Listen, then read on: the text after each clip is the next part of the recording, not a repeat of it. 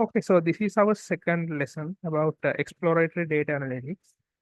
So let's move and see what is really exploratory data analytics, or simply in short term we call it as EDA. So this is not generally a core part of the machine learning or artificial intelligence related subject, but this is a fundamental uh, that you have to learn in either in data science or in a subject like data mining or somewhere like that. Right? So, but in order to complete, to make sure you guys have a complete knowledge in uh, exploratory data analytics, I have added this lesson to the syllabus so that because this is necessary for you to understand machine learning, because once you do the machine learning, uh, you must have this knowledge in order to prepare the data so that you can do the machine learning with your own uh, after doing this one, right? So before you start coding with machine learning, you have to learn what is exploratory data analytics. So once you get a data set, you have to do the apply the principles that we learn in this lesson. And then only then you can uh, apply the machine learning theories and techniques you guys will be learning in the upcoming lesson, right? So that is why this is necessary to learn, because although this is just data science, you have to know how to do these things by yourself before you learn about the machine learning theories and machine learning techniques. Right? So assuming you guys don't know about data analytics or data analytics in simple, so let's start from the beginning. Right? So this is how you have to start to think about exploratory data analytics. Right? So the first thing you get involved in machine learning or the AI or whatever is that you will get the data. Right? So then you will be asked to do some analytics, machine learning, or get some insights or do some predictions or whatever you may be asked to do. But what you are given is that maybe you will not be given anything, right? So your manager or whoever wants to get the data will tell you that there are some data locations in your uh, environment, in your company or somewhere, right? So, oh, no one will tell you, right? So you have to find where the data are by asking from different departments and different and looking at different infrastructure where the data is located. It can be there in databases, some of the shared Excel files, maybe they are in some external APIs. So yeah, maybe they are in a REST API or something. It may be stored to third party uh, API, or there may be some other external there are file system somewhere in another corner of the company. So you have to go to these files like CSV files or Excel files. There may be some like images where I have to do the OCR and get the data first. So there are different formats that you will find the data are, right? So some of the data may they are in uh, like XML format, YAML format, JSON format, and so on. You have to convert it. Right? So you will have to understand what are the data that you want, and then you have to look at the data sources and extract the data from them, and then you have to do everything by yourself, clean the data, remove the unnecessary data, identify the noise data, and you don't know what is noise, right? So you have to make some better assumptions and remove the noise, and only keep the signal. Like so when you are analyzing signals, uh, signal processing, you have here like that. You have to there are two types of information like the signal and the noise, right? So when you get the data, also there are useful data and there are some noise data. So if I don't remove the noise data, so we could uh, destroy your machine learning model. So you have to ensure you get correct data. So you have to do all those things, but no one will tell you what are the things that you have to do. You have to just look at the data and uh, use to identify this data. First, what are the data types that you have? How many data points that are there? And what should I do with it? How to remove the garbage data or noise? How to identify these edge cases, like there may be some outliers, like error data, right? And how to concatenate or how to aggregate data. So there may be data is located in different locations. For example, part of the data may be in the database, and some of them are pointed to some external FTP server. There are some of the data are there in the FTP server as CSV files or Excel files. So then you have to combine these two together and make a single table before you start the project. You have to think about these things as well, like merging the tables kind of thing.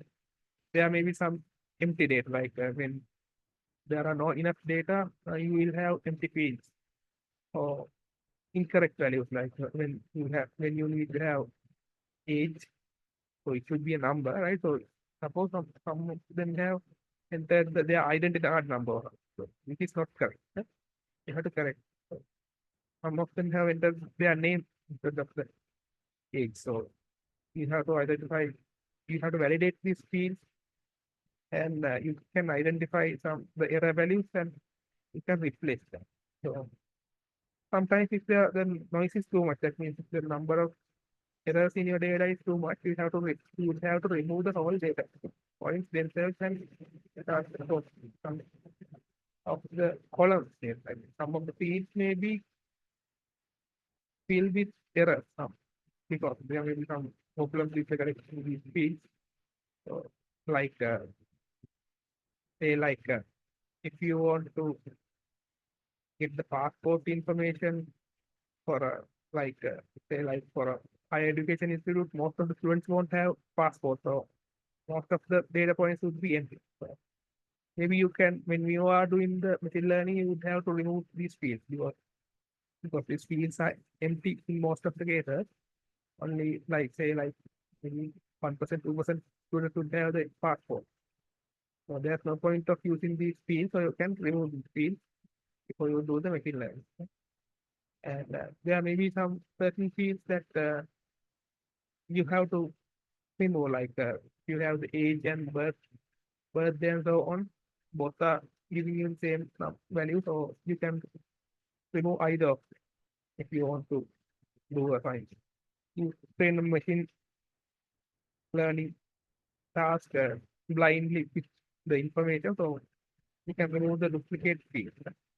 When it comes to data points, also there can be duplicate values in the data. Maybe so in the system which produces the data may have produced the data multiple times in an erroneous way, right? So, for example, so I don't know whether you guys have heard about. So there are data storage systems known as queues. So because when the data producers and data consumers are different, so this is a kind of architecture, right? So there are data queues, event queues that you can store the events or messages and process them. So sometimes the messages get duplicated, and the multiple some of the messages will get lost. So you have to identify the duplicated values and remove the duplicate. And all those things that you have to do by yourself. So it explores that what you have to do is you have to look at the data, identify the data, and uh, do everything that is before you do the machine learning. So that is the idea of learning this exploratory data analysis or the EDA. So you do this analysis with by just looking at the data. So you can say that there are different types of data, uh, and let's see how to do the EDA program. So when you get the data, first the data scientist or the data analyst would just look at the data, and they would do some basic data filtering, like look at the required fields and so on, and do some field processing. Yeah, you want to you aggregate the values that you want to process or visualize, and then you can do some small visualizations and see the related data, or whether they are correlated, whether there are some whether there are too much errors. Say like you assume that a certain variable would be having a normal distribution, so then you can see the visualize the data and see whether the data is really normal distributed, or it has too many errors, so it is not looking like the bell curve. Right? So and then so once you get the visualization, and when you see the data fields and number of data, then you have some intuition of the data in your data source, and then you can plan further what you should do with the data analytics the next day. Right? And so this the expert data analytics process is not a straightforward one, right?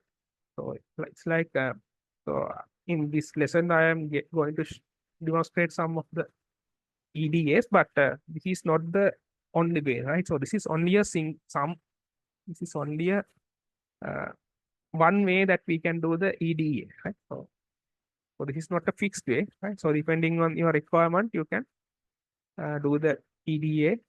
So if it is not successful, then you will have to do it again and again until you get successful results, right? So everything is subjected. So you have to understand what you are doing, and you have to make sure that you are following the correct path, right? So, and this process is known as exploratory data analytics. So in this case, the thing you have to remember is that when you apply this, whatever the thing that which I have given or not given, you have to make sure that you do the correct thing, because unlike in programming, so if you are a programmer, if you are do the programming, you can write a test and see whether that program you have written is correct. Right? So, but when it comes to machine learning or data analysis, so no, there's a ways that you can tell that tell whether your code is correct. So if you do something wrong, if you introduce some error or something to the data, or uh, something incorrect, you will not see the effects, erroneous results that you would get until something significant happens. Right? So make sure that you do these things very carefully with the knowledge, right? And make sure that you do it correctly with the correct assumptions, with the data and the scenario that are at your hand. So what is why we do the EDA? First thing is to understand the data, like the size, types. So there are different sizes of data, whether it is too large or whatever, right? So it's either string data, integer data, or something. And what are the structures? Whether type of data, XML data, or whatever, right? Maybe image data. So just first understand what are the data that are there by looking at the data, right? And then you identify the patterns. So what are the types of records that are there, or are these images are just images, or are they some scanned images, or the other types of data? So, and how can you aggregate this data, like how to aggregate this Excel sheet with the database table, like these kind of patterns. And then you can plot them, and you can see visualize, and then you have better understanding about the patterns, like the trends and relationships between data, right? And also, while you understand the patterns, then you understand the anomalies or outliers. And then once you find the outliers, then you can clean the data, like deduplication, remove and fill the missing values and inconsistent values. in the correct. So in the future lesson, we will see how to do the this in the feature engineering, how to correctly fill the missing values, right? And the feature engineering also will be discussed in a later lesson. Uh, and uh, and then we do the visualization uh, for ourselves. You can do it for ourselves, and or you can do the visualization for some other party like your manager or someone who is interested about the not the data exactly, maybe the information that is there in the data. So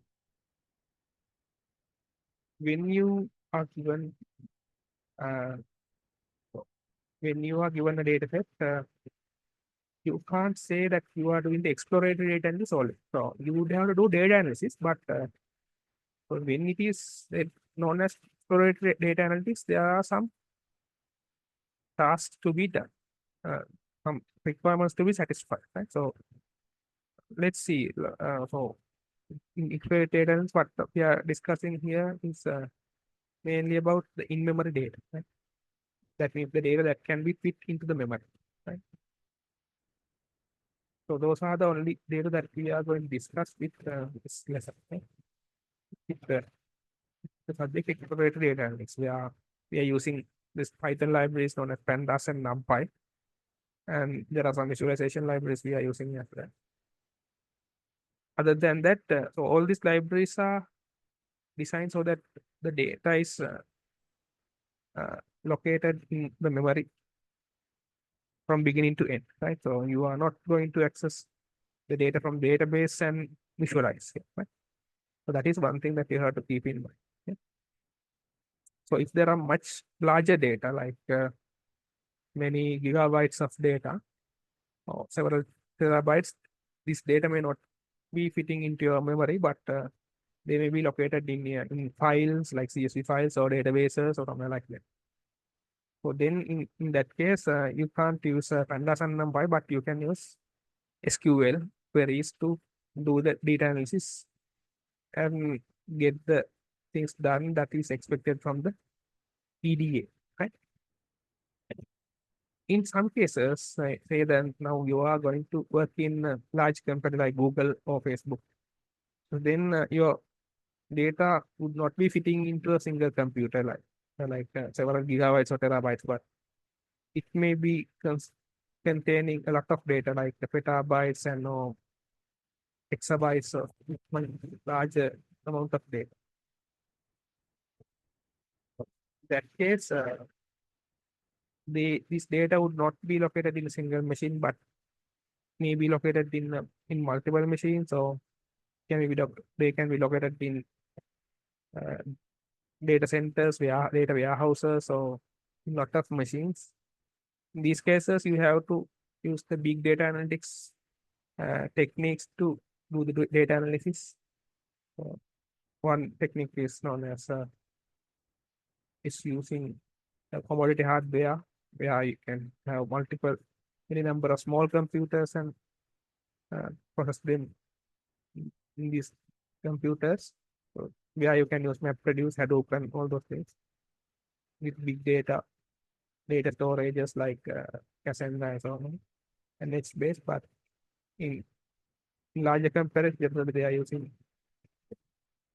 data centers that may be containing multiple uh, very large databases with very large hard disks.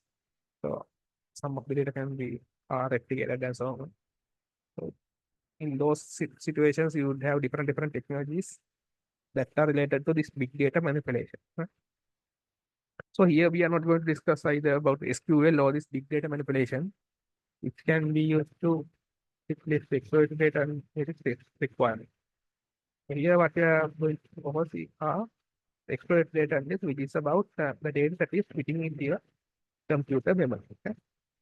Actually, with Pandas and NumPy now, these days you can uh, process the data that are not fit into your memory.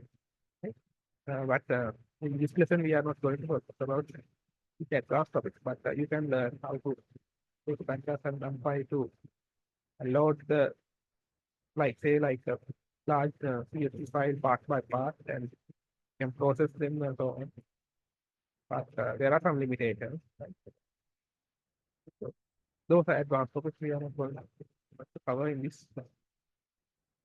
Okay, so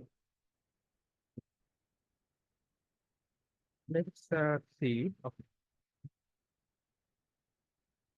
what are the structures of the data uh, that you have to store. Basically, there are three structures. Basically, there are two structures known as structured, unstructured, and intermediate structure, which is semi-structured. So the structured data are basically the tabular data, where your data is stored in a table-like structure, where each of the uh, where there are fixed number of columns, data columns. Each column is corresponding to a certain data field, data type, and data size, and so on, and data name. And in the data rows, the operating unit contain the data filling adhering to the column names and column types of the data. Right? So this example is the RDBMS data table. Right? So if you add some data into Excel sheet, so those data can also be considered as RDBMS data. Right? So those are dense data. So not like sparse data where the column name is changing more and more. Like many of the columns are empty, so those are known as sparse data.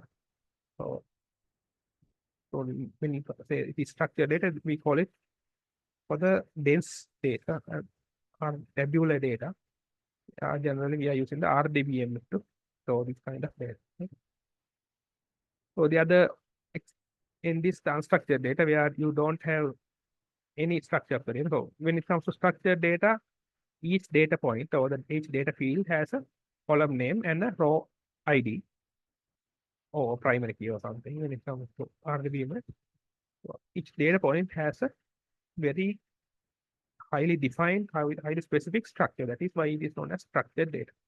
So, but when it comes to unstructured data, there are no uh, data.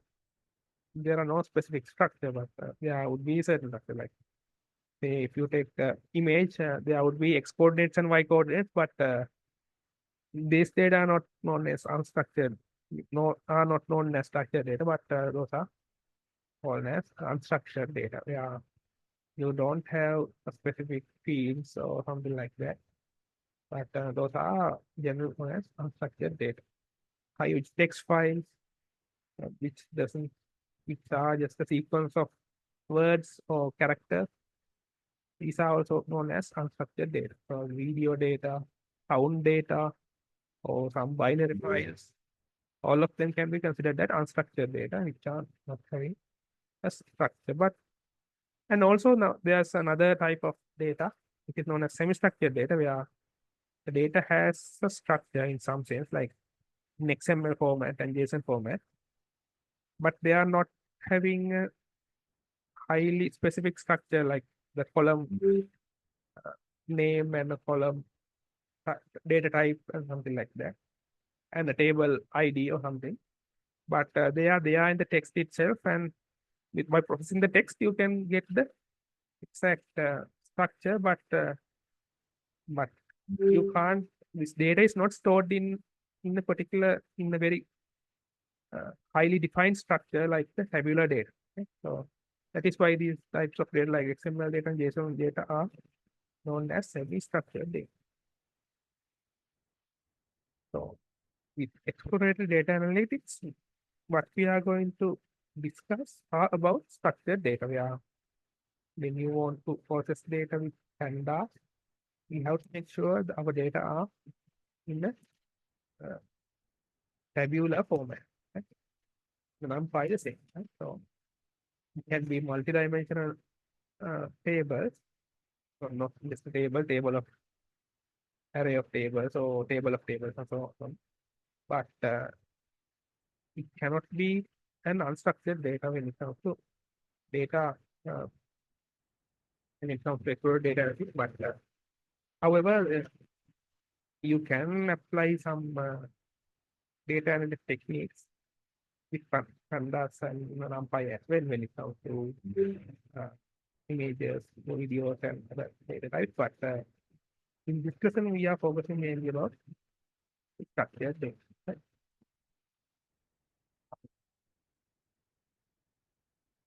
So now let's look into these libraries. The first one is the NumPy. Right? So NumPy is a Python library which stands for numerical Python. Right? Why it is called as numerical Python is because it efficiently stores and processes numerical data with Python. So what does it mean by efficiency means unlike when you are storing the data in Python list or something where the data doesn't have any data type, right? So in Python, you can store different types of data like the string data, float data, or any type of data in a list. But because of that, that is not highly in the programming. We call it as type data, right? Type data where you can have a type. If when you have a type, you can easily store this data in a very highly memory efficient manner so that they can be loaded easily with a small memory footprint to the CPU and do the processing. Right? So, but with the default Python data structures, they are not supported. So, but with NumPy, they are supported very well because inside the NumPy, it is not the Python, but that the runtime is in C language where it is optimized for the computer hardware itself, so that it so once you specify an array or matrix with NumPy, it can be processed, that means added, multiplied, and do the vector operations and multiple matrix operations easier than when you are using an ordinary Python list. Okay, so that is why we call it efficient. And because it is efficient and because they are located in nearby memory locations, they can be processed easily. That means when you want to add two vectors, like add two nearby values in the vector, if they are located nearby, it can be done easily. So because NumPy arrays are stored in nearby memory locations in the hardware itself, it can be processed easily. Right? So as I said, so those are memory efficient arrays. Actually not arrays, but it can be arrays of arrays or arrays of arrays of arrays and so on. So it can be uh, the type of data that is stored in uh, some file are actually known as tensors. Right? So let's say like uh, what- let me uh, draw possible.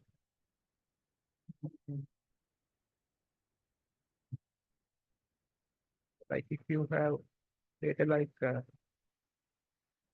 1, 5, 10, 4, 8, so this is vector, right?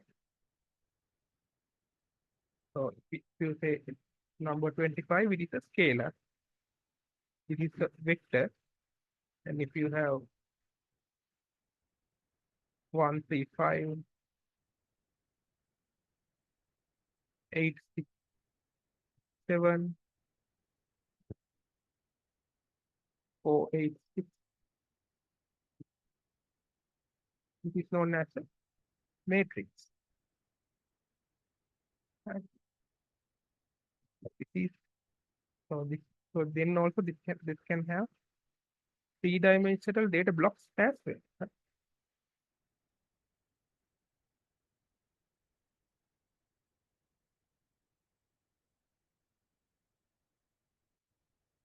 So you can have data these points.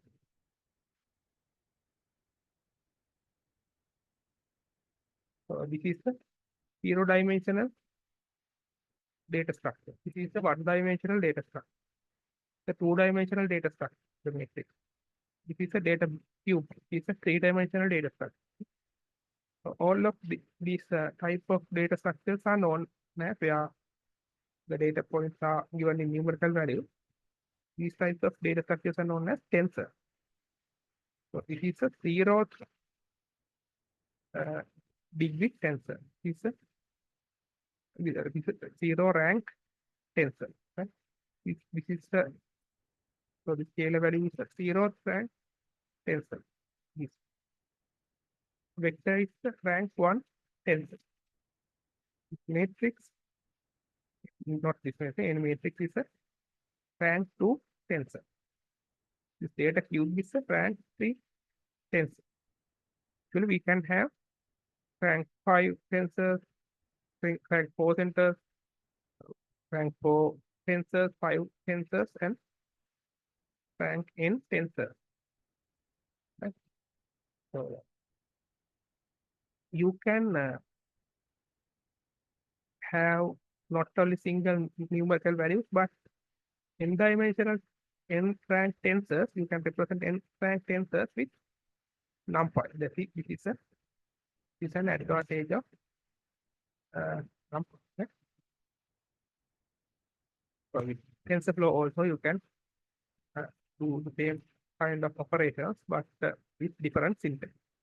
So TensorFlow is a bit advanced and it is developed by Google. So it is used so much advanced use cases like deep learning. So we will discuss it later, not in this lesson. So not in this subject module. But when it comes to the tensors that we need when it comes to machine learning, this NumPy is more than sufficient. So these tensors are stored in a memory efficient way so that they can be processed when we want to process, like when you want to add two vectors, you can take the nearby values and add the value. You want to multiply two matrices, if they are located in the memory efficient way, they can be processed in a parallel way, in the memory efficient way, so that it's faster and taking this computation power. And so that is why the NumPy is used in data science. And because of we are using it in data science, we are using it for machine learning as well. So you can pass the NumPy arrays or data structures directly to the some of the machine learning library, some library APIs. Yeah, they can be directly processed. And because these values are stored in hardware, and there are some, and not only because they are stored in memory efficiently, but now there are support in NumPy, it supports some hardware-based tensor processing as well. For example, in modern computers, we have separate hardware inside the CPU, not the general purpose arithmetic and logic unit in the CPU, but there are some different thing units for different tasks. Like right? So in the not only the CPU, but there are some certain hardware units that can process the vector calculations. Say like you want to add two vectors.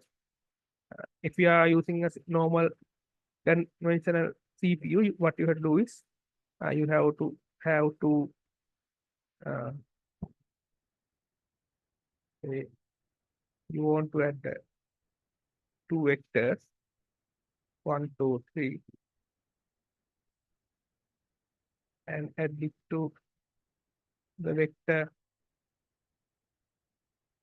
4, 5, and 6. What you have to do is in with normal in traditional CPU, you have to use a for loop, right? For I in 3, like something like that. That means you have to start a counter from here to here, 1, 2, and 3, and so on in this direction, and you have to add 1 plus 4, which is 5, and then go to the second value, go to this point, 2 plus 5 is 7, and go to the third point, and 3 plus 6, which is 9. This is how we compute the addition of these two vectors, right? But in this case, because there are 3 numbers, 3 dimensions in this vector, we have to follow a sequence of 3 to compute this vector. But if you have parallel hardware, that means if you have a hardware support where you can add all the 3 additions at the same time, that means if there are 3 adders, mathematical addition operators, where you can give 2 vectors, where you can load these 2 vectors directly into these 2 hardware data structures, so that these hardware vectors can simultaneously add 1 and 4 and give the 5, 2 plus 5, 7, 3 plus 6, 9. All these 3 operations can be done in parallel because the hardware is given for all the data points. So when you want to do this kind of vector operation, it can be 3 times faster if you are using a hardware instead of using an ordinary CPU. So because of that, because these days we are processing very large tensors, vectors, matrices, and so on, we must use the hardware support that are given in the modern computer. So when you are using NumPy, when the hardware is available in the infrastructure, it can sometimes identify the infrastructure, this hardware infrastructure, and use these accelerations to make the processing faster. Right? That is another advantage of using NumPy over traditional computation. Okay? And there are certain APIs for processing broadcasting operations. So if you are not familiar with NumPy, so when you learn the operation, when you learn about NumPy, you will learn about this broadcasting operation. Right? So I will not explain too much because otherwise you would find it exhausting too much when you are explaining these type of things, right? So it's something like that, right? So it's like say like if I have a vector like this, right? Uh, how can I say? We have vector like 1, 2, 3. We have this vector, and I want to add 5, scalar value 5 to this vector. So what is the value I should get? So adding a scalar value to a vector means actually what we want to do is we want to broadcast this 5 into another vector like this. So it would be like 1, 2, 3, which is the original vector, plus not the 5, but another vector of with 3 dimensions of number 5, right? This file is broadcasted to broadcasted as three-dimensional vector, and then these two vectors are added, where you will get the value 6, 7, and 8 as the resultant vector. Right? So when you are using this kind of operation, automatically this 5 would be broadcasted to this vector, and the operation will be automatically that. So when you are using NumPy, you don't have to explicitly say that you are using this vector. Instead, you can just give this vector, and then you add this with the scalar 5, and it would automatically give the resultant vector, which is 6, 7, and 8.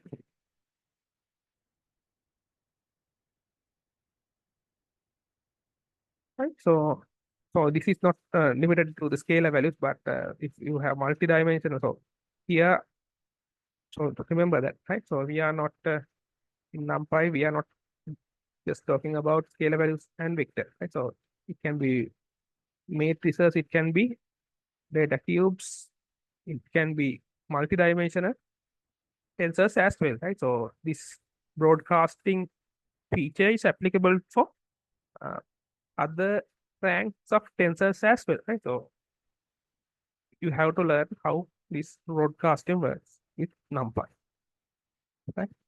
So if so, these are replacing the looping requirement, right? So if you are using this 5, if you don't have broadcasting, you have to use a loop to add 1 to 5 and 1 to 2, 1 to 3, and so on as a loop of 3. But in this case, you don't have, right?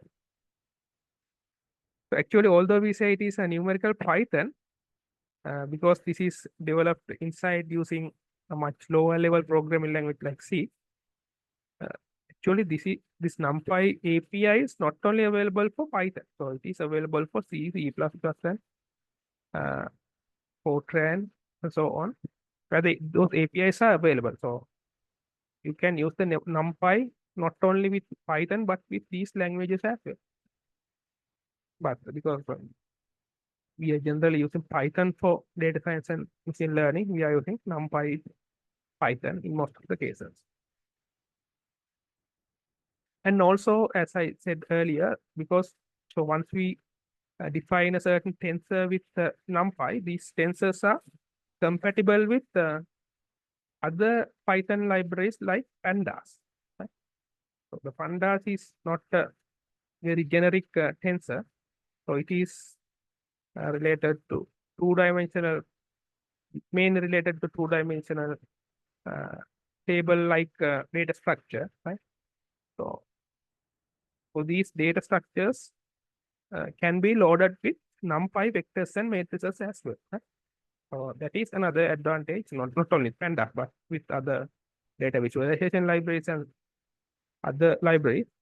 You can use NumPy easily as the data sources for other Python libraries. Right? So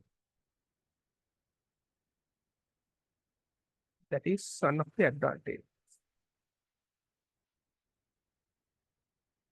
So let's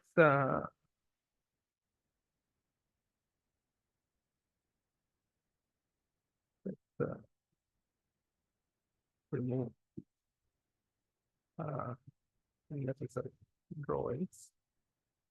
And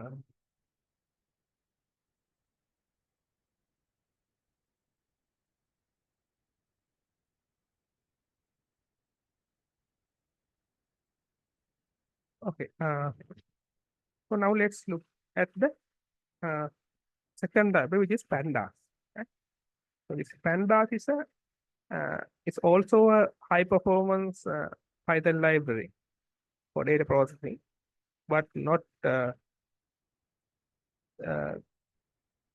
specified or specialized for numerical computations, but for data types of different types. But its shape is, or the dimensions are uh, generally restricted to two dimensions, like mainly for tabular data, right?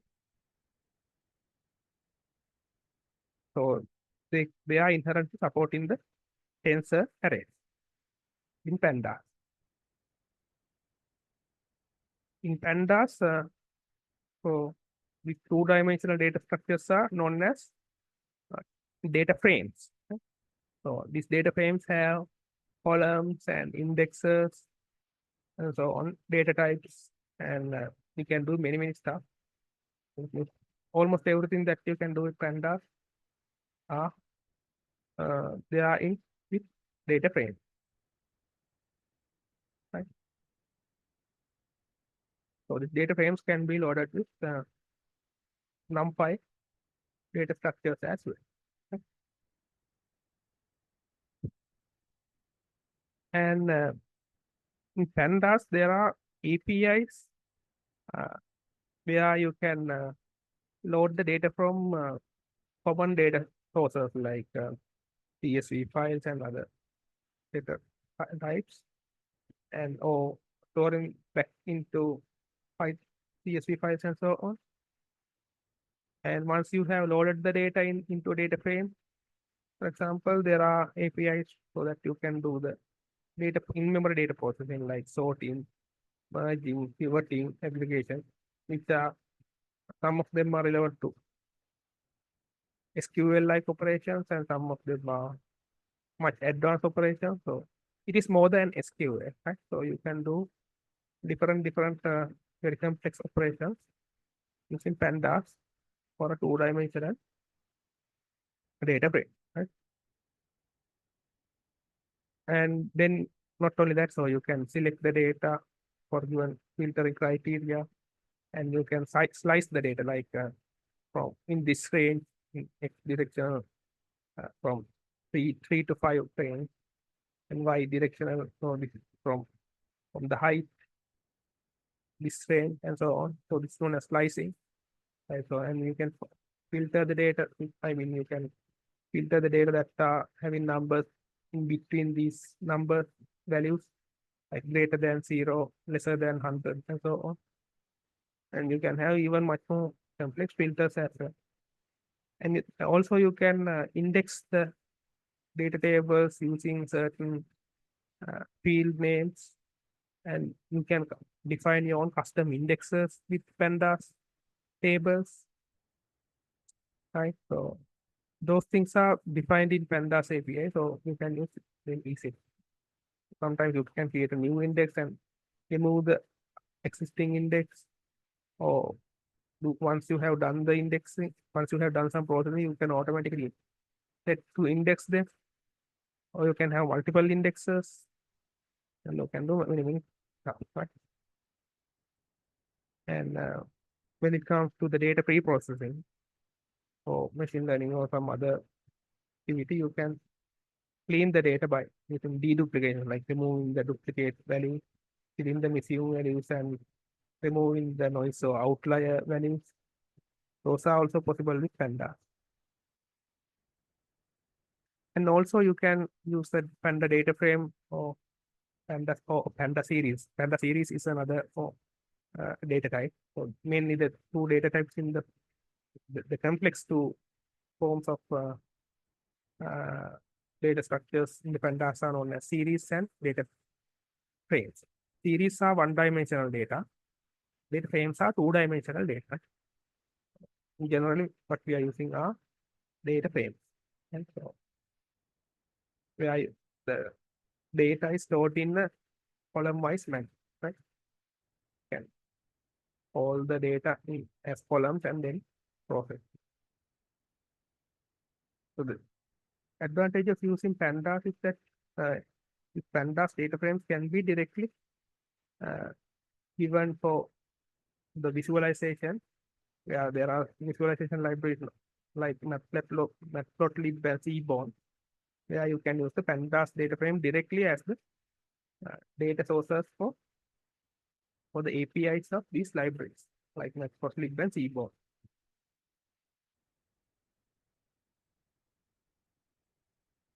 Okay, but, maybe this is- okay, fine.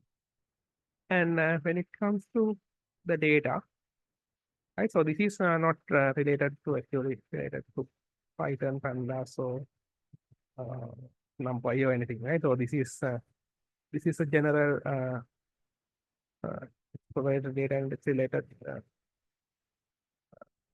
concept, right? So because when you learn about machine learning and data science, you have to know about these data types which you are going to process, right? So if you are new to programming, uh, you might have heard about main several fundamental data types like integer, float, string, and so on. The string is you may know it, right? So it is a complex data type. Complex means not containing only the single value. It is a collection of some other primitive data types like booleans or integers or bytes or something like that. However, when it comes to representing the natural world uh, variables, this is how the data types are can be divided. Right? First,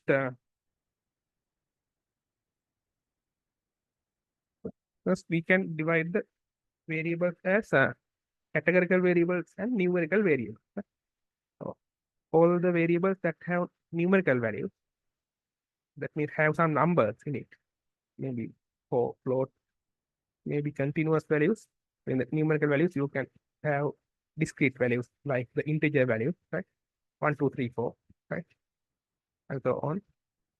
And it can be continuous values like age and height, temperature, and so on.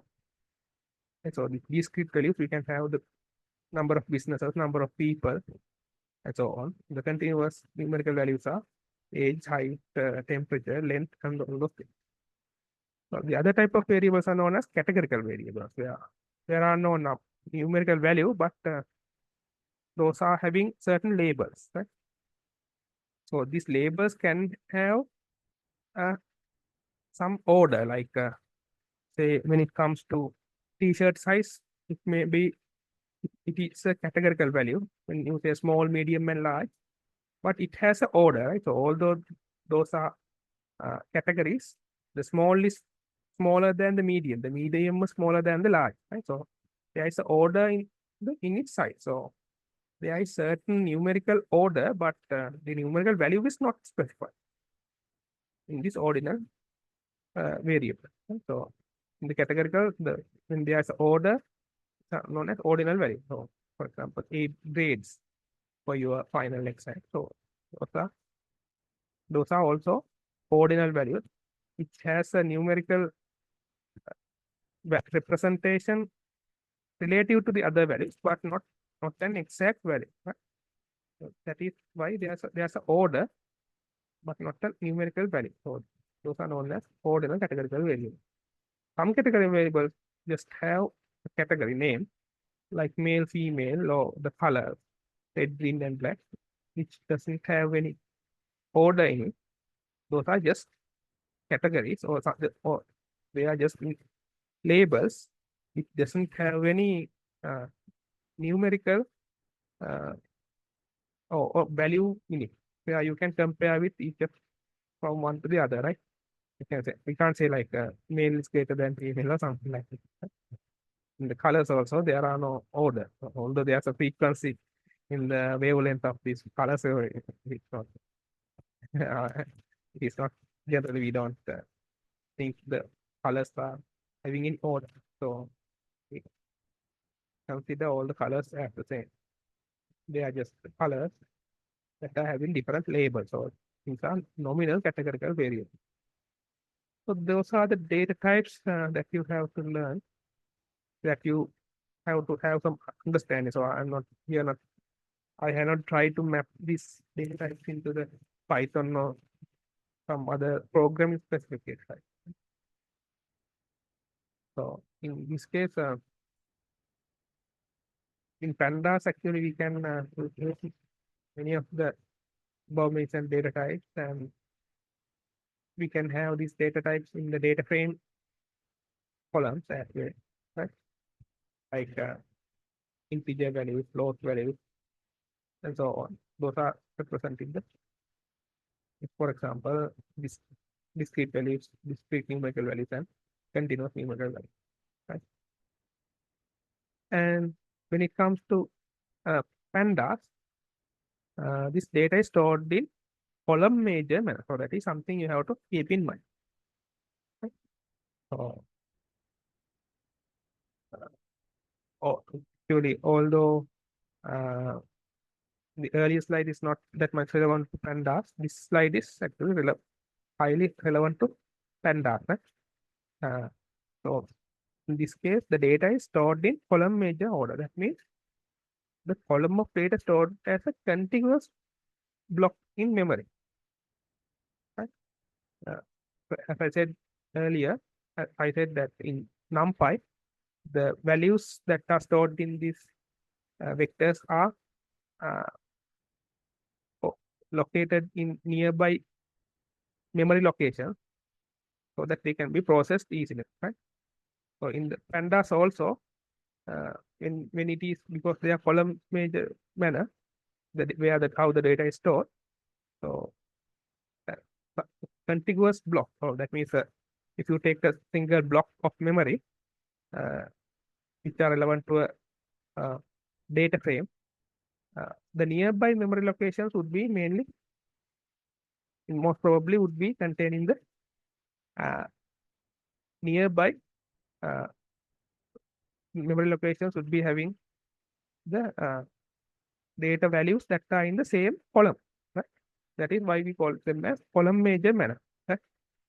That means, say, like our table, this data frame contains a column name with age, right? Name, age, and so on. So when it comes to when you look at the memory, the real memory, you would see some memory locations that are having many different ages in nearby memory locations. Some of the memory locations would have many number of names, right? So name, Nimal, Kamal, David, and so on. In some memory locations, you would see 48, 37, 28, and so on ages. Some of them have names, some of them would be having ages because when it comes to name column, all the names would be most probably located in nearby memory locations, and some then it would start the uh, memory locations writing to the memory locations that are having the value ages, so they would be having nearby memory locations. So that is why we call it as column major data storage. So because we are stored in this manner, they are easier to process uh, in order to do some aggregation operation. For example, if you want to calculate the average age, so you can take the data blocks that are relevant to age, and then you can easily calculate the sum and count, and then you can get the average. So if the other ways of use, if they were ordered in a row major manner, so in nearby blocks they would have name, age, and so on. So where you would not be easily getting the age values together. So then it would be difficult to get the age values. So you would have to go to the memory to fetch the memory, get the age values many times. Right? So in the CPU, there are level 1 cache, level 2 cache, and so on. Right? So there are caches. So if the values are stored nearby, these nearby values would be loaded to the caches easily so that they can be aggregated or do the processing easily. Right? So that is the uh, advantage of keeping the uh, relevant data values in nearby memory locations. Right? So here, what I'm talking about are much lower level uh, hardware implementation. Right? So not relevant to Python. Right? So if you don't know that much about the how a computer works, how the memory is located, just forget it. Right? So these things are not necessary to do the machine learning. So I just try to explain the advantages of using Pandas and NumPy. Right? And in some data types, uh, when it comes to the data type, sometimes we have to convert the categorical data types to continuous data types, like the data time has time, right? Uh, so the date time may be having some categorical value, date value, time value, and then maybe we want to calculate the timestamp, which is a continuous data, and sometimes we want to convert the continuous value to categorical values like the income, which is in rupees and cents, has to be converted to income levels like the middle income, high level, high income, low income, and so on. So to the process. So when you have data types, you have to time to time you would have to do this conversion. So the homework is not relevant. So that is all for the today's presentation. But we'll try to give you try to do a small demo how to uh, do the exploratory data analytics with pandas, right? So let's move to the, if you have any questions. Okay, so I will move to the exploratory data analytics section.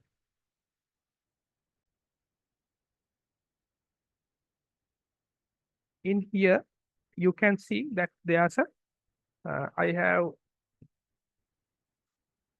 yeah, I have given you a small exploratory data analytics example using Pandas, right? So this is not only using Pandas, we are using some other Python libraries as well. But however, I have loaded this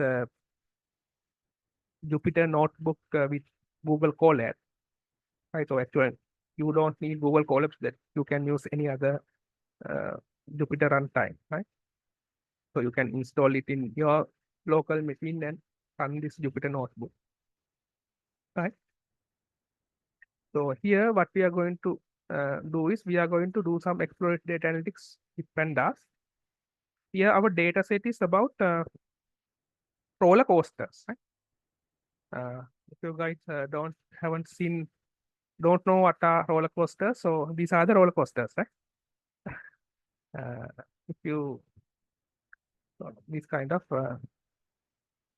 amusement parks, if you have been there, you might have seen these roller coasters, right? These are the roller coasters.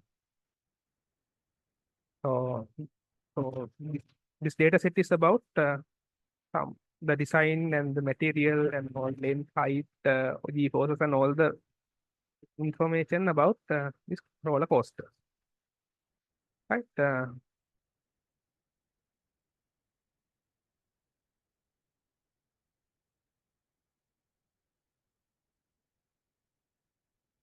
Okay. In this case, first I would load this first step or step zero. What we are doing is we are loading the uh, required libraries, right? It is importing. So we are importing the Pandas library as PD. So PD is the commonly well-known notation for the short notation for Panda in Python, right? And for the NumPy, the short notation is NP, right? And so there's a data visualization library known as matplotlib. Its uh, small short notation is PLT. Right? For the Seaborn library, the short notation is SNS. So this is how we do it, right? So we import pandas as PD, import NumPy as NP, import matplotlib file as PLT, right? So not matplotlib, matplotlib PYLAB as PLT, right? And Seaborn library as SNS. There are using some styles and set the options. So it is also relevant. So we are not going to discuss about that. So first, we want to execute this code. So what we do is we can select this box of the code. So there are two types of boxes. So these are text boxes. These are code boxes. This is a text box. So those are the two types of boxes in a Jupyter notebook. So you can add the new code boxes with this code plus code. You can add the new with text boxes with plus text, right? So I am not going to edit this Jupyter notebooks. I am going to use the existing one, right? So because I want to execute this code in this code block. What I'm doing is I have selected this one, and then I can uh, actually I can press Control Enter.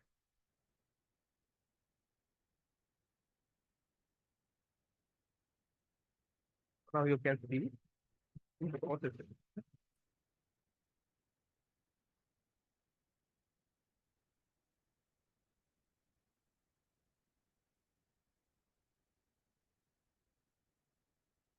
So once it is done, it will be shown. So now you can see there's a green tick with 4S. 4S is corresponding to 4 seconds. So it has to 4 seconds to import these things and set the Matplotlib styles and pandas set options and all these operations. It has to 4 seconds. Once it is completed, this green tick would be full. Right? And then so this code has executed in this Jupyter environment. Right? So you can execute code block by block using this Jupyter notebook. So that is the advantage of using this notebook. Unlike in IDE, where you can execute the files at once or single project at once, so it is complex when it comes to data processing or machine learning or data analytics. You can use this Jupyter notebook for data processing. Right?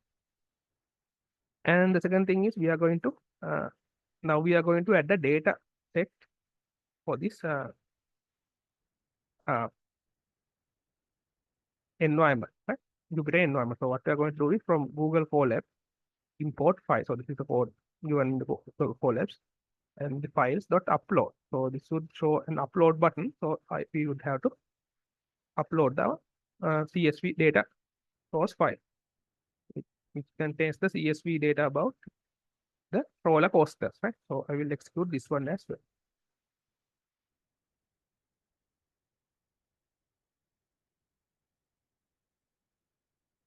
So now we can, this is the button to choose files. So now files are not yet selected. So we will choose the file, right? So you can select the coaster DB CSV file. It's what we want to load at the moment. So once we have added, it is saying it is processing. Now we can see 40%, 55%, 67% done. And once it is 100% done, you can see saving the coaster DB CSV to coaster DB CSV. So this CSV file should be added to the environment, to this environment. So you can see the files that are added in this environment by clicking on this one. Now you can see this poster DB CSV is there in this environment. Right? Okay, now this is also successful executed. Now we have just uploaded the CSV file. Now what you have to do is with pandas. So we said earlier, right? So the PD is used for pandas. PD read CSV. That means we are going to read this poster DB CSV file and load it as a DF. So what is DF? DF is a data frame, right? So in Python, you don't have to define a variable. So generally, we are using DF to represent the data frame. And when you said PD read CSV, it would be automatically read this CSV from its environment, from this environment where we have just uploaded, and it would it would make a data frame out of it from the CSV file. So it is created. So now we can manipulate the data, visualize, manipulate, or do whatever they are in this DF data structure. It should be in the tabular data structure, right? So now what we are going to do is we are going to step one is understanding the data, right? So in order to understand the data, first thing we have to do is we have to see the data frame shape. That is how many columns and rows are there in the data, right? And see the head and tail of the data. So head and tail means we take the head means we look at the first few data points, how they look like. Tail means we look at the last few data points, how they look like, and so on. Right? See the data types with D type. D types means uh, what each of the columns are consist of. So what are the data types of each of these columns? So data types of the columns are given by the D types. And then you can get some overall idea about this data frame using the describe command, where you can get the descriptive statistics of the data frame. Right, so this data frame contains the data which we have already loaded, and now we are going to see the shape of the data frame. So here we can see this given as 1084 and 56. So this first one is correspond to the number of rows, second one to the number of columns. Right? So this is how the data frame shape is given. Right? So this is the exact way the NumPy shapes are also given. Right? So can have many number of, depending on the rank of this tensor, this can have different number of entries in this tuple, right? In this resultant tuple. So when it comes to a two, because this data frame is a two-dimensional one, there are two entries in this tuple of the shape.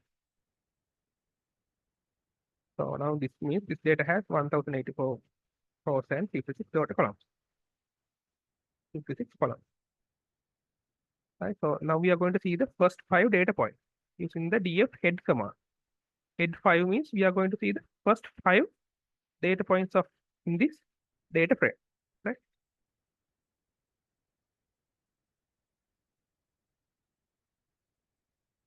Now you can see, right? So these are the indexes 0, 1, 2, 3, 4. Because there are 5 data points 0, 1, 2, 3, 4. These are the indexes, and these are the column names: post name, length, speed, location.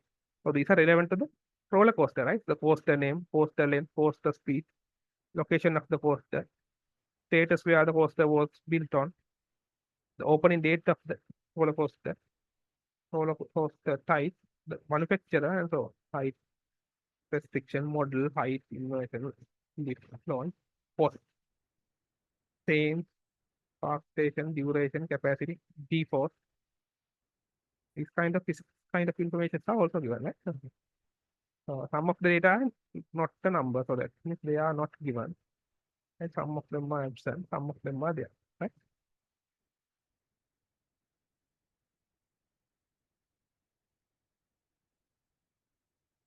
So then you can see, look at the, so here we can see only some of the numbers, right? So if you want to see the all column name, you can use the df.columns command to see the all columns of the data frame. So this df columns, the column names are given as an index, right?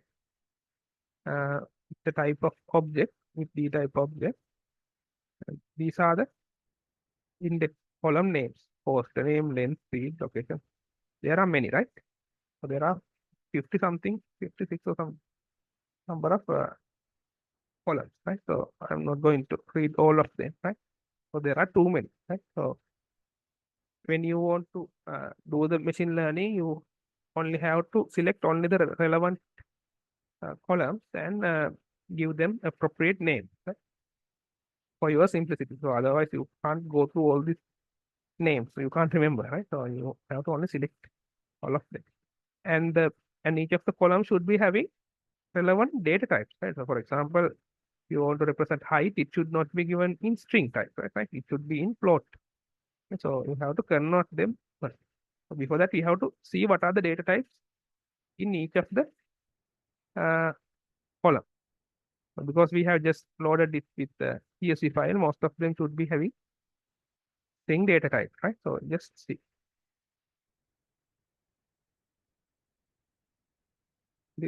Even in the object data type, right? Is similar to the string data type.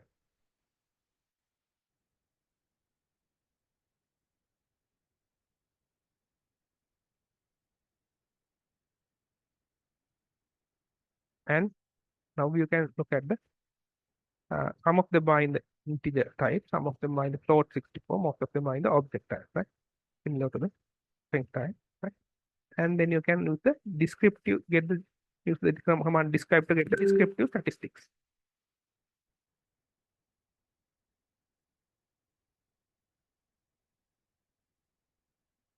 For each of the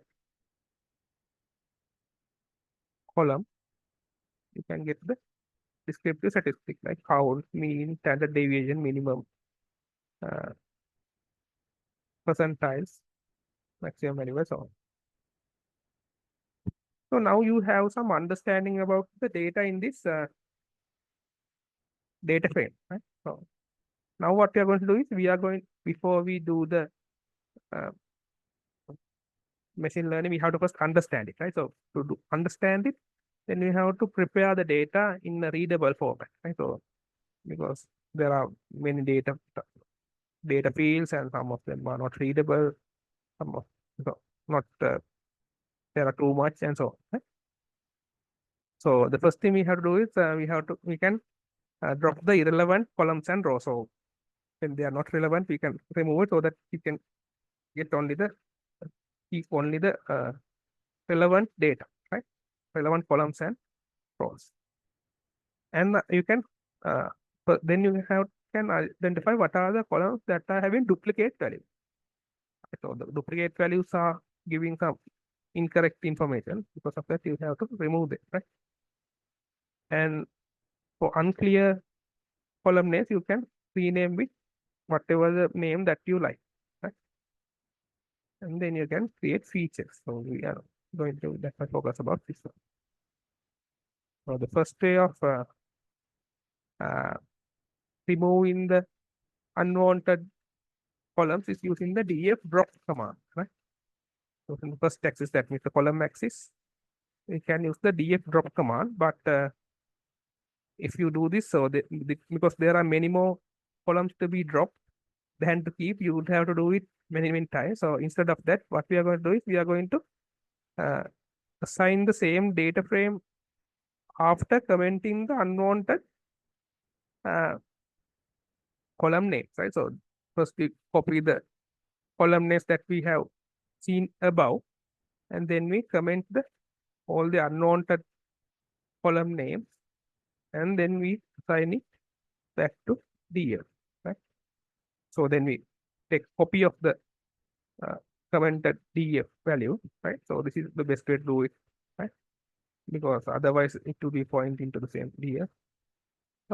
Then you set the same, if you get select some of the, we keep only some of the column names, and then you set to itself. So only these red colored uncommented columns will be remaining.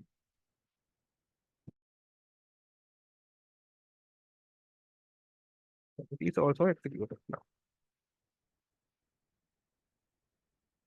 And then because most of the data types are object, for example, opening date clean is also object type, you have to convert it into the date time format, date time type, right? So PD to date time, df opening date clean, you can convert this column into a date time format, right?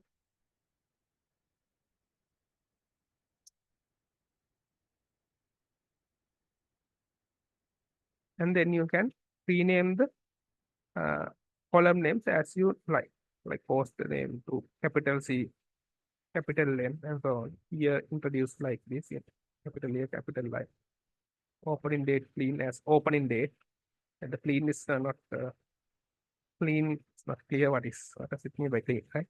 Speed MPH, speed MPH, height, innovation, clean, G4. So inverses clean is going to inverses and G4 to G4s. G4 clean to G4, right? So where we can out names that we want to that we can understand, right? So okay, now we have renamed as well, right? So now we can see the column names again. Now you can see, right? The column names are post name, location, status, manufacturer, we introduce, latitude, longitude, type name, opening date, speed name, PS, type version, G4, yeah, given in the object type. Okay, now what we are going to do? We are going to uh, find the uh, number of missing values, not the number values, right? Each, in each of the field in data frame, right? So is n name is not a number. With some command we calculate the sum of the sum of each of them. Right? For each of the field name, how many not the numbers are there? For the number location, there are no. At status and manufacture status, latitude, longitude, and for the height, there are a lot of not the number values, right?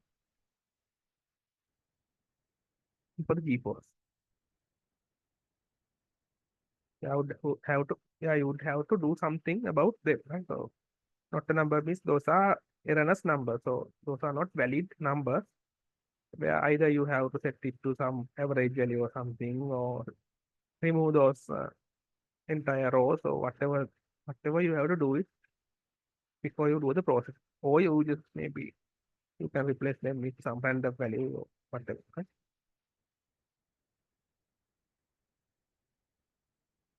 And also you can see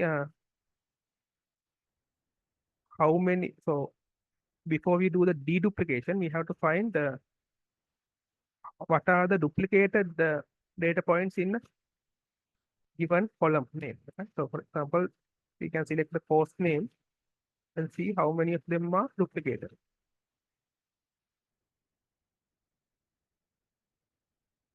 So these are the indexes of the post name, and for each of the so so the algorithm will start from the zeroth index of the data frame until it would find the same. So once you see the post name first time, it would be uh, marked as false. That means the duplicated as false. But once this poster name is repeated for the second time, it or the third time, those are labeled as true, right? So only for the first time, it will be given as duplicated false. After the second time and so on, it will be given as true for the duplicated flag, right? So this is the output. So there are 1087 uh, roller coaster entries. So these are the values. So the bigger of them middle values are not shown because there are too many, right? Type is bool. D type is bool, right? Boolean type. And you can actually see the first five duplicated roller coasters uh, using this command, right? So using this command, you can see the df duplicated subset host name, this one, and you can get the location, that means the indexes, and get the first five with full details.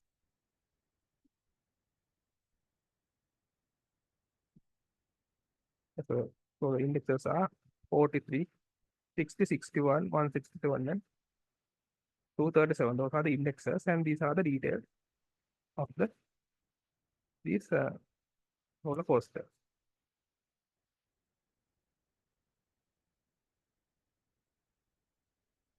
And also you can see, you can actually execute queries on data frames as well, right? Where you can give assign a variable and some value, assign a value to a variable, right? So this is the variable name is coaster name. So the value is crystal wheat cyclone, right? So you can execute the query where the coaster name is equals to this variable, which is the variable name, right? This where the variable value is crystal wheat cyclone. So when this coaster name is equal to this value, this will execute this command, right? Give some results. That means basically it would give the uh, entries that are having the coaster name as crystal beach cyclone, right?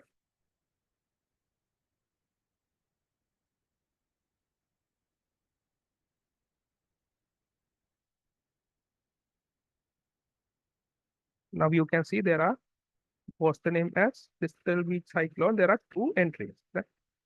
That means it is duplicated, right?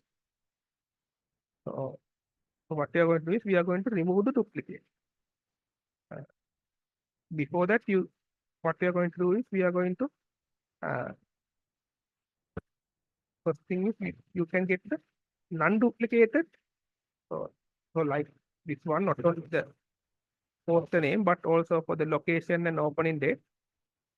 For all these column names, we can get the duplicated value by using this tilde value. You can get the non-duplicated uh, records and get the their indexes, and then reset the indexes. That means we are removing the uh, remove the previous indexes using the drop equals true command, and then we take copy and assign back to the same data frame.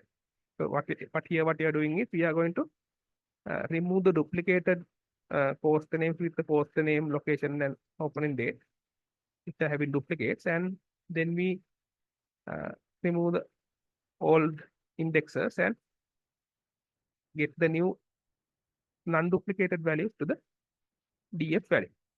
Right?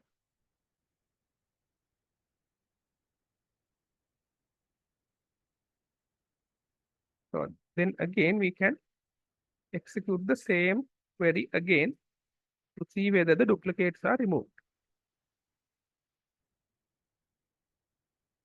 Okay, now you can see that there's only one poster name with the name Crystal Beach Cyclone.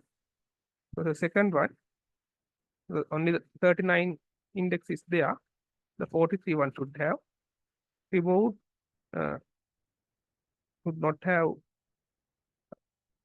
should have omitted during this command, because this one don't take the non-duplicated records in these column names. Right? Okay, so now we have done the data cleaning part as well, right? So actually, these are not the only things that you can do with the Explorer data analysis. You can do a lot of things depending on scenario. So here, what I'm doing is I'm just giving you an example scenario where you are doing some of the operations related to uh, exploratory data analytics. Right? So now what we are going to do is we are going to analyze. So now we have got a set of features, right? That we have got some, we have selected some of the features with data, and we are going to look at each of the features individually, how the values are distributed in each of these features. So by looking at each of the features, that means by looking at each of the one variables at a time, which we call it as univariate analysis, where only a one variable is considered at a time. Right?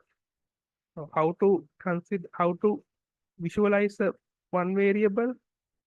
There are mainly you can use a histogram, right? Or you can use a because the histogram is a very uh, rough data visualization tool where you uh, have sharp edges. It's not comfortable to see. You can have a kernel density estimator known as KDE, which is the same kind of histogram but with much smoother curves. Right? So you can use these two techniques to visualize visualize each of the features which we have already selected. Right? So before that, so in univariate analysis, there are things that several things you can do. For example, you can see how many, you can see the counts. Right? So for example, you can take the year introduced and see how many coasters are built in each of the year. Right? Like 1999, there are 46, 2000, there are 45, and so on.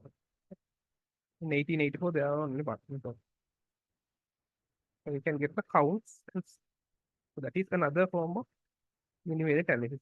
And also then you can uh, do a much bit complex analysis, like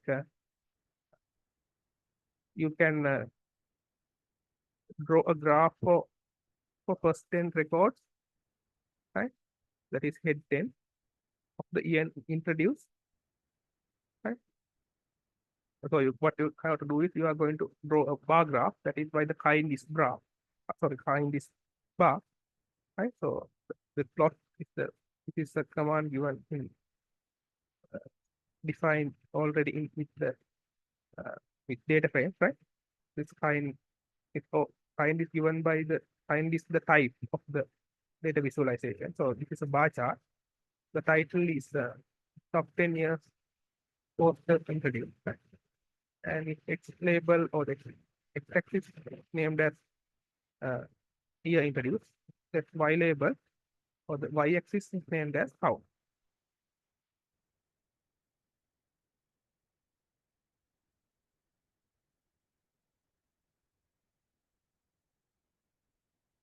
The top 10 years posters introduced. Y count, x number of years. You have 10 because the head is 10. We have 10, 1, 2, 3, 4, 5, 6, 7, 8, 9, 10. There are 10 data points, right? And you can get the bar graph of it. And then you can draw histogram of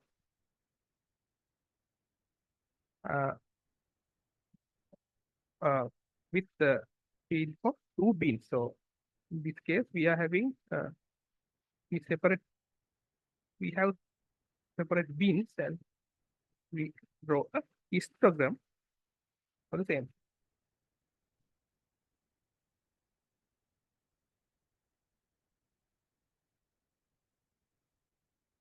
Right? So this is the histogram. So it's kind of, you can see this kind of it will be similar to a bell curve, right? It may be a kind of so looking at the bell curve doesn't mean that it is a normal distribution, right? So maybe this is a kind of something, maybe something similar to a normal distribution, but we don't know. Maybe somewhat. So then you can see the bean size is 20, right? So either 20, 24, 40 to 60, and so on. And you can draw KDE as well. That means kernel density estimator, which is a much smoother curve than this one. So it's the kind of KDE. If you want to draw kernel density estimator.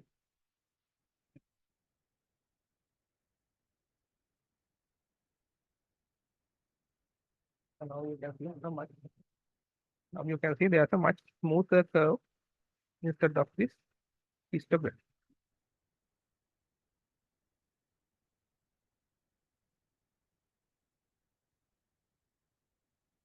And up to now, what we have done was we were uh, working on the univariate analysis where we are uh, analyzing the analyzing each of the feature individually, how it is distributed across the cross the number, right? So now what we are going to do is we are going to find the uh, relationship with relationship of uh,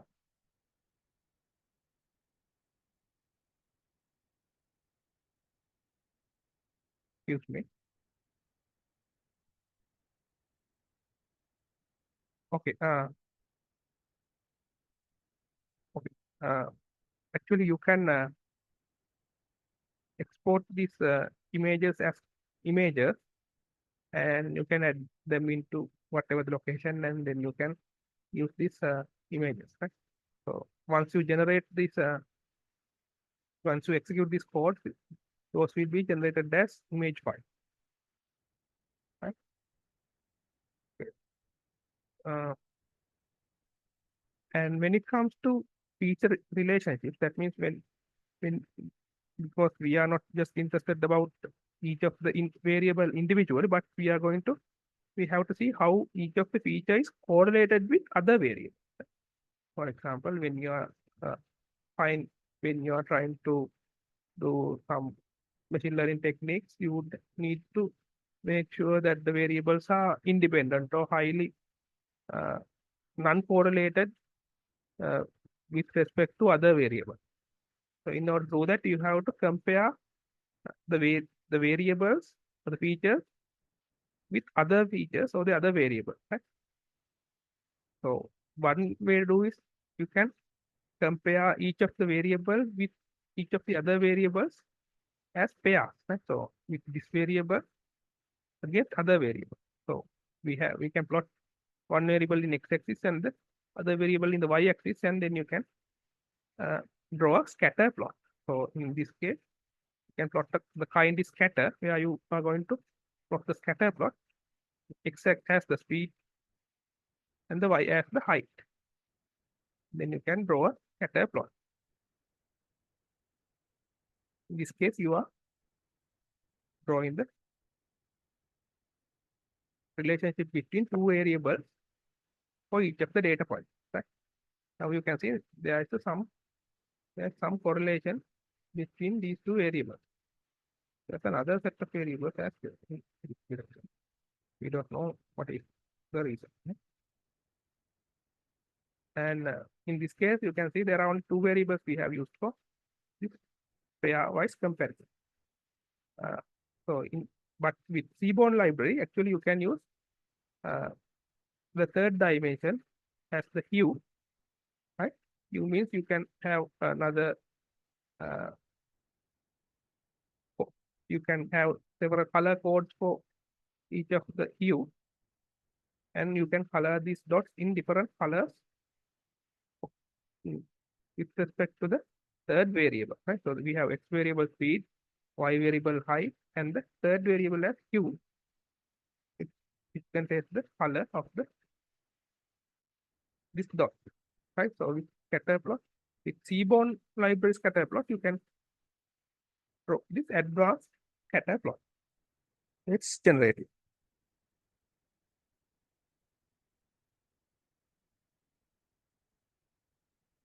So now we have the same plot, but these are having different color. This index has the hue dimension, which has the years given in different color code, right? And now here we have actually compared two different variables and to the third one with hue. Right? So, but when it comes to the data set, or in the data frame, there are many number of variables like year introduce, speed, height, innovation, vehicles, and so on. We want to actually compare each of these uh, variables pairwise. That means year introduced with speed, meter per hour, year introduced with height with inversion with g-force with height with speed. In all the combinations, we have to draw these kind of uh, scatter plots, right? So this kind of plot is known as pair plot, right? Then is pair plot. So these are the variables. We just give the variables, so it would automatically draw these scatter plots as a scatter plot of scatter plot structure, right? So for all the combinations of these variables, they would draw scatter plots, that which is known as the pair plot. So it would take some time because there are a lot of computation visualization to be done. So let's jump in.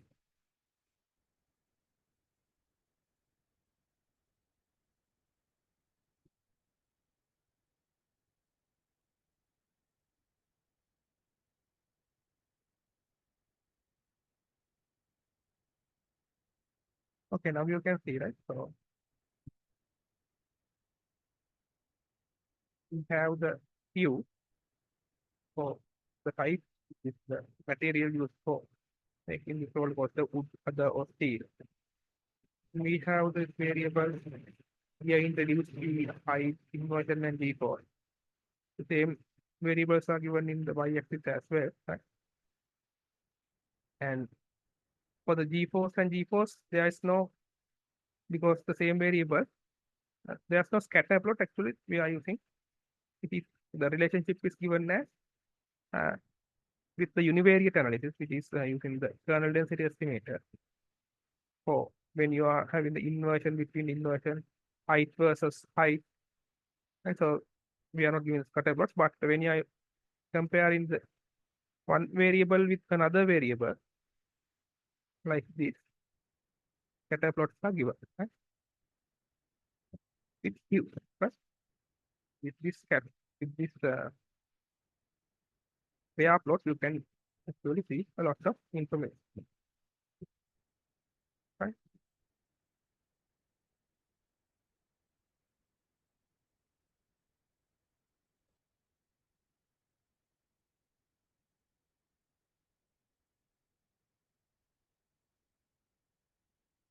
You can see what are the variables that are correlated, what are the variables that are not. If the correlation is there, up to which extent and how they are related and so on, by looking at this pair plot. But it is with computation expensive, and when you have many number of variables, there would be these scatter plots in each of the blocks would be very small, right? That is the disadvantage. And also, not only by looking at the scatter plots, actually you can generate the correlation matrix in between each of these pairs of variables, right? So what you are going to do is you are going to use these variables, drop the not number values, that means the empty values, uh, not valid numbers, and get the correlation, which is the DFCOR. We set it to the DFCOR, which is the correlation data frame, right? So, and we are going to see the DFCOR, the correlation matrix. Let's see.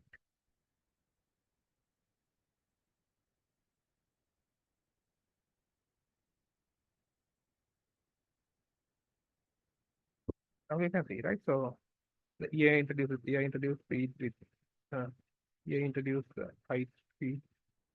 So you can see when the same variable is correlated with exactly one, right? So in the diagonal, when it comes to the other correlations, they are lesser than one, right?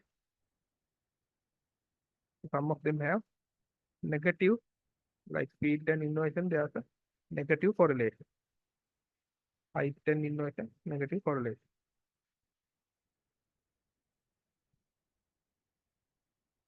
And also you can use this correlation matrix to uh, visualize with the using a seaborne heat map, where you can see these numbers as a set of colors.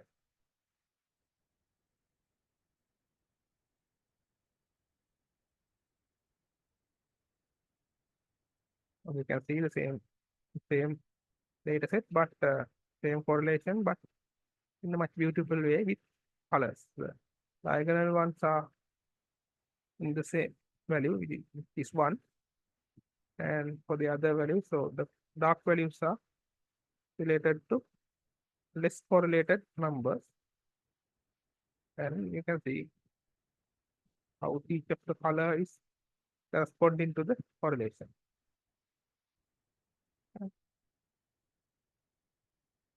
Actually, so this is how we calculate the correlation, and also actually you can uh, ask much advanced questions from the data frame than the earlier ones and get the, and you can generate plots for them, right? So this is the sample plot. If you don't understand at the first time, so just don't think too much, right? So first thing is you get the query, the location where the location is not equal to other, so that means where the location is given, we select only the where the location is given, and we group by the location speed limit, right? And then aggregate by the mean and count. That means we find the mean and count, and query where the count is greater than 10. That means we don't consider the less frequent uh, value. Now, less frequent uh, count, right? Uh, and then we sort by mean, right? That means we only take the higher mean value. And then you plot it with VRH, right? So you can see what is this bar H, right? And these are the dimensions and this is the title. We look at this as the label and we plot it. You can see what really happens.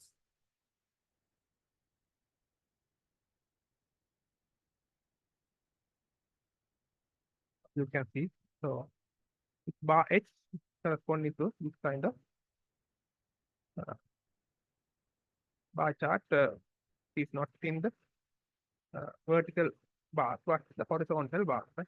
Bar H is corresponding to the horizontal bar chart. It's the highest, the, where the count is greater than 10. So, right? So this is just an example. You have a clear so about what you try to do. Here, what we wanted to address was what are the locations with the fastest roller course where the minimum is 10. Right? Here, in 10, have to find what are the locations with the fastest roller course. These are the locations and these are the speeds. Right? This is the location with the fastest roller course. And these are the average speeds. You can find the complex variable to see the details initially, and then you can uh,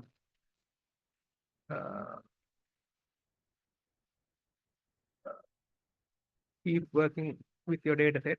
Either you can use this data for machine learning, or you can get more data, or you can get different types of data. You can take some other data collection or data sampling strategies, looking at the data if you are not satisfied, or you can do different tasks for some pre-processing of each engineering before you use this data for machine learning and other data analytics related tasks. Right, so uh, this is just an example that we have done with our lesson, right? So now let's finish this session, this lecture, this example for the moment, and we continue.